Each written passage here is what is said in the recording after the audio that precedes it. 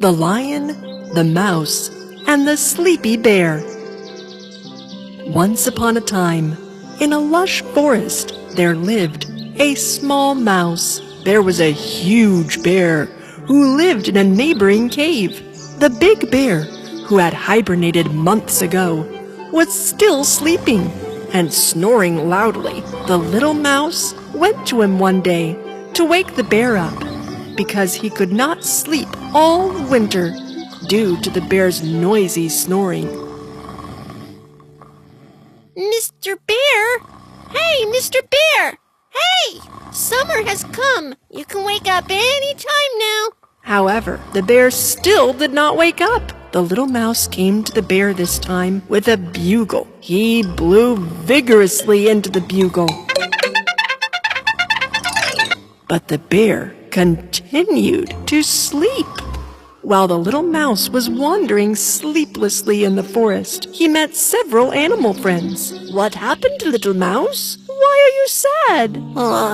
Don't ask, guys. All winter I could not sleep because of the bear's snoring, and he still won't wake up.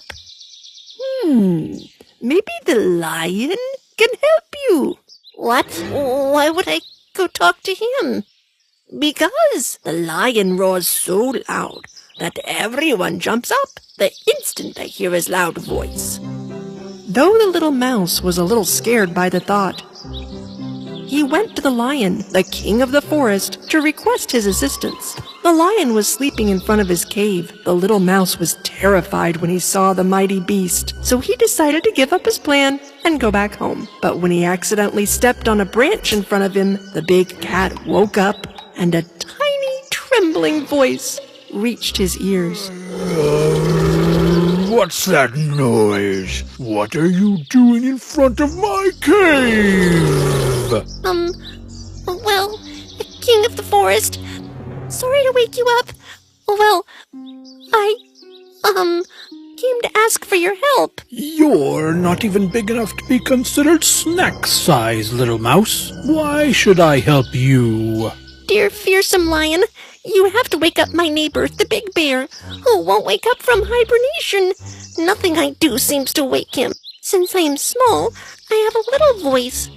But one roar from you can solve everything.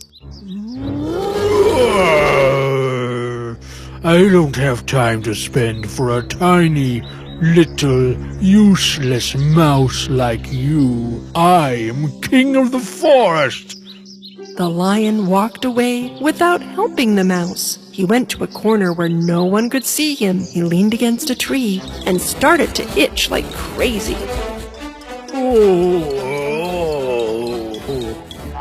The lion was so itchy that he didn't want anyone to see him like this, because he was the king of the forest.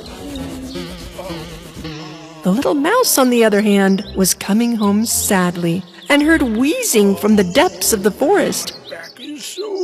He went to where the voice came from, and he saw the lion. Moreover, the lion was itching himself non-stop and looking rather silly in the process. The mouse immediately approached the lion. When the lion saw him, he stopped itching, but it was clear he was still in pain and discomfort due to the itch.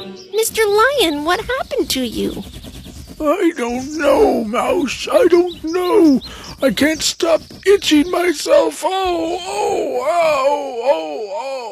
You haven't seen or heard anything, Mouse. Are we clear? The mouse carefully fixed his tiny eyes on the lion and saw a bunch of tiny fleas jumping in his fur. The mouse understood why the mighty cat was itching so much. Aw, you have fleas. Let me help you. How can you help me? You're just a little mouse. Leave me alone. The little mouse bravely jumped on him, ignoring the lion's rude comments. What are you doing? Get off of me! The mouse started to crawl through the thick, scruffy fur and throw out all the fleas. But this made the lion's situation even worse. He started itching himself with his paws. Oh, Oh, oh. The lion could not bear the itch and leaned his back against the tree. This time he started to rub right and left. Oh no! I was almost crushed. I can't stop. I can't stop. The more you run over me, the more I itch. Get off, mouse. The lion ran to a nearby lake. He quickly jumped into the water. The mouse on his back was nearly drowned. Mr. Lion, get out of the water right away or I'll drown. The lion came out of the lake, but then proceeded to shake himself dry. He was shaking his body so hard and so fast that the mouse barely was able to hang on to that thoughtless lion. I've almost got the itch taken care of, Mr. Lion. Just a little bit more to the left. The lion finally stopped himself. The mouse threw out the last few fleas that remained on the lion. How do you feel now? Well, it's like my itching is gone. Because I have cleaned all the fleas for you, sir. The lion was very embarrassed with how rude he was. When you asked for help, I looked down on you, mouse. But you still did everything in your power to save me from this difficult situation. Thank you. You're welcome, Mr. Lion. Come on, hop on my back, and I'll take you home. When the little mouse and the big lion arrived at the mouse's home, they heard loud snoring sounds flooding out of the big bear's cave. Huh? What's that noise? They then entered the cave. Ah, you were right, mouse. Summer has come. The big bear is still sleeping. The lion, the king of the forest, took a deep breath and roared so powerfully right into the ears of the big bear that the stone floor of his cave shook. Thanks to this powerful roar, the bear finally woke up and ran out of the cave. Huh? What happened? Is there something wrong? What happened? Did the sun come out? Is it summer? Where is it? While all the forest animals laughed at the big silly bear.